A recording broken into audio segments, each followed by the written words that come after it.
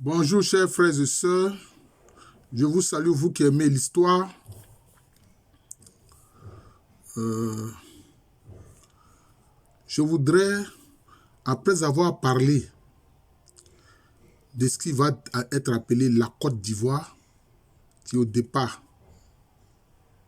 était appelée la Côte des dents par rapport à l'ivoire des éléphants. Aussi Côte des Malgens, j'ai expliqué cela. Dans une vidéo précédente, vous pouvez regarder, la vidéo est intitulée Côte des dents, Côte des Malgens.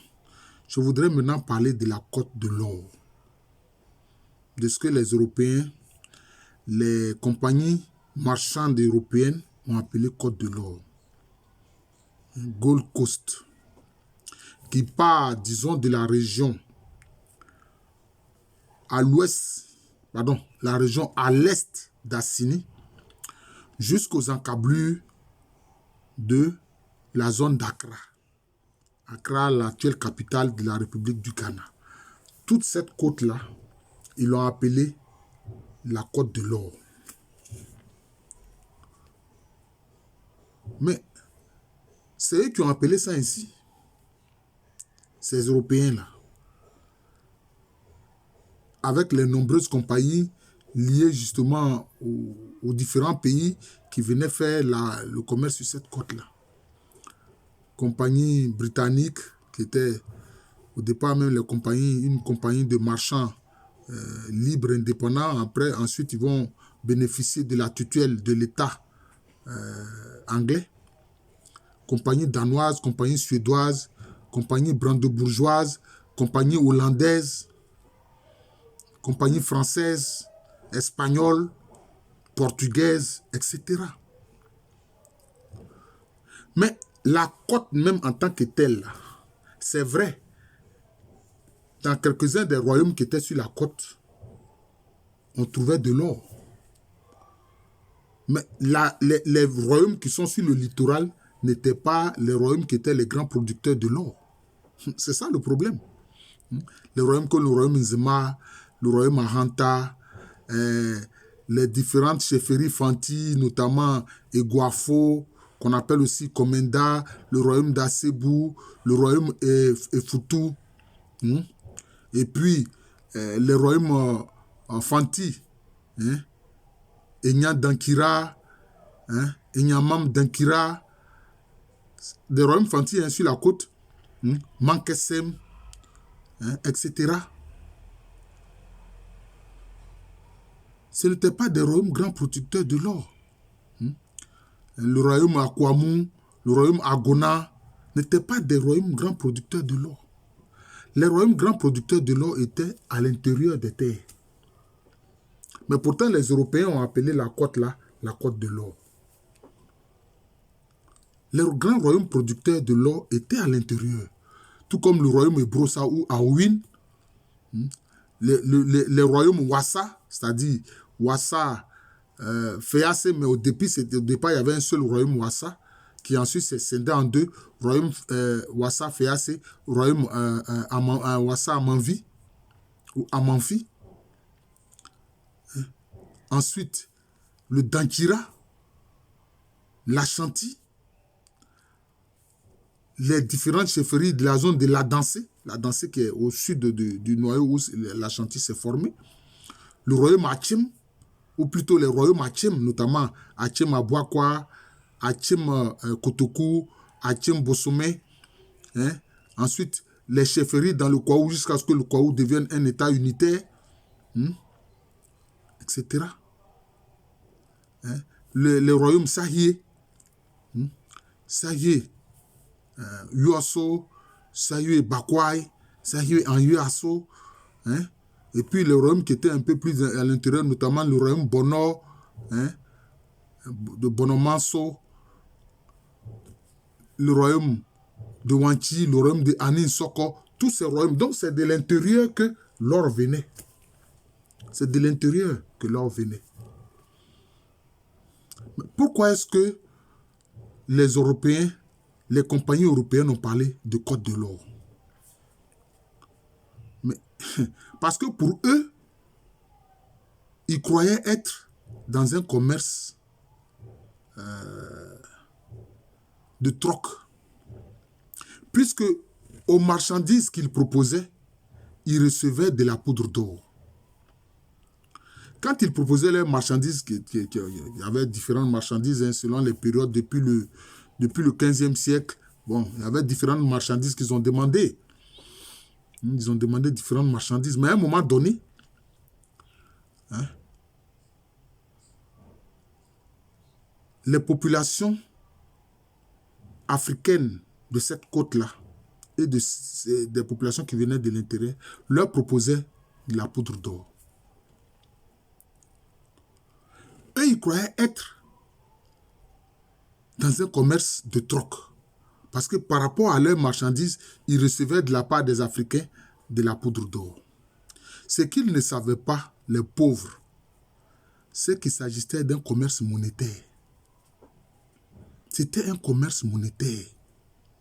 C'était un commerce dont la poudre d'or était la monnaie. Parce que pour ces populations-là, c'était leur monnaie.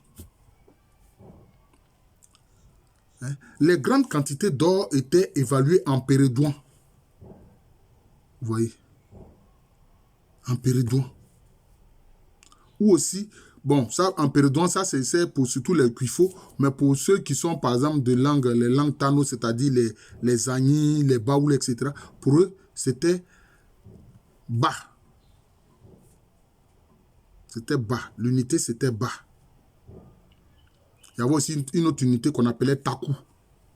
Et toutes ces unités-là, ça correspondait à une certaine quantité précise de poudre d'or.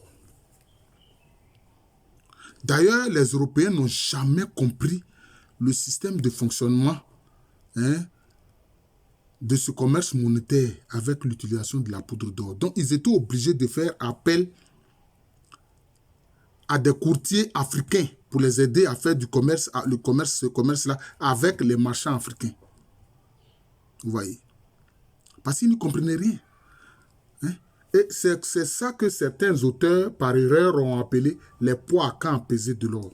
Ou les poids à camp pesés de l'or. Le professeur Georges Nyangouran-Bois a fait un travail monumental sur la question. Mais il a utilisé encore le terme poids à camp pesé de l'or parce que c'est sous cette dénomination-là que ces échanges étaient connus. Mais en réalité, il explique très bien, et c'est juste, qu'il s'agit de poids-monnaie. Il ne s'agit pas de poids à peser l'or, mais il s'agit de poids-monnaie. C'est-à-dire que quand le marchand sort une figurine, à chaque figurine correspond une quantité précise de poudre d'or. À chaque figurine, il y avait différentes figurines. À chaque figurine correspond une quantité précise de poudre d'or. Et ces figurines-là étaient dans un paquet que, par exemple, les Agnis, les Baoulés, les Sahi appellent Dja. Ils appellent ça Dja. Vous voyez. Alors que les locuteurs du Twi, ils appellent ça Sana. Ils appellent ça Sana.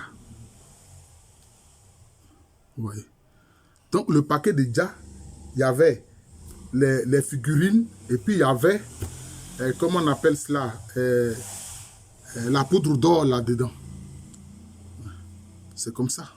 Mais il y avait aussi quelquefois des éléments pour fractionner la poudre d'or, parce que quelquefois la poudre d'or, ça collait. Vous voyez. C'est ça. Donc, il s'agissait d'un commerce monétaire. Et comme les Européens, durant cette période de commerce dont la poudre d'or était la monnaie, depuis le XVIe siècle, tout le XVIe siècle, depuis surtout ça s'est passé surtout durant le XVIe siècle, jusqu'à ce qu'au XVIIe siècle, on voit la traite négrière qui commence à pointer du nez, excusez-moi l'expression,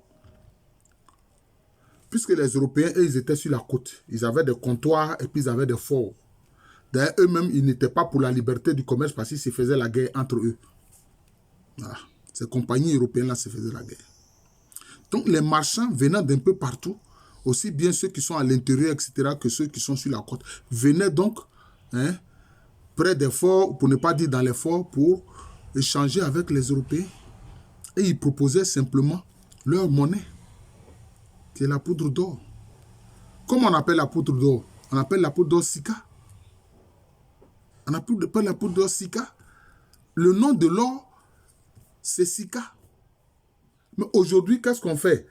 Le mot Sika désigne l'argent, c'est-à-dire l'argent ordinaire que nous avons là. Les billets des banques, les pièces d'argent, ils appellent ça Sika. Pourquoi? C'est le même mot qui est utilisé. Mais parce que l'or, c'était la monnaie. Parce que simplement, l'or, c'était la monnaie. C'est tout. Mais quelquefois, pour parler de, disons, de la poudre d'or ou de l'eau, en quelque sorte, quelquefois, concernant la poudre, on dit Sika Foutro. C'est-à-dire que, disons, l'or poussière. Hein, l'or poussière, littéralement, c'est ça, l'or poussière. Parce qu'il y avait aussi les pépites. Mais les pépites n'étaient pas utilisées dans le commerce. D'ailleurs, quand un chercheur d'or trouvait la pépite, c'était pour le roi. Il fallait le remettre au roi. Ça faisait partie des, je peux dire, comment on appelle ça, de la fiscalité, des taxes. Par contre, la poudre d'or, bon, tu l'as trouvée, c'est ta poudre d'or, c'est pour toi. Évidemment, il y a une certaine quantité qui revient au roi. Vous voyez, donc c'est comme ça. Mais systématiquement, les pépites, là, ça revenait systématiquement au roi. Vous voyez. Donc, ils ont donné ces noms-là à nos côtes. Je ferai aussi une prochaine vidéo sur la partie de la côte qu'ils ont appelée la côte des esclaves. Je ferai une vidéo là-dessus. Parce que la question de l'esclavage est une question délicate sur laquelle beaucoup d'historiens ne s'entendent pas. Et on s'entend encore moins vis-à-vis des descendants de ceux qui ont esclavagisé certains de nos ancêtres. Ça, c'est évident. Voilà. Donc, la côte de l'or, voilà. De l'est de la zone d'Assini actuelle jusqu'aux encablures de choses d'Accra, de la localité d'Accra. Mais l'or venait surtout de l'intérieur des terres. Ça venait surtout de l'intérieur des terres.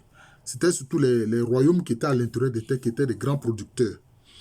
Ils étaient plus grands producteurs d'or que les royaumes et les chefferies qui étaient sur le littoral. Mais toutes ces populations-là, qui étaient en général des populations de culture akan, la poudre d'or était la monnaie. C'était la poudre d'or qu'ils donnaient en échange de marchandises. C'est cela. Je vous remercie. Je suis le professeur Alou Kwame René, professeur titulaire d'histoire à l'université Félix Houphouët-Boigny, une université qui est à Abidjan, c'est en Côte d'Ivoire, un pays situé en Afrique de l'Ouest. Merci encore et bonne journée à tous.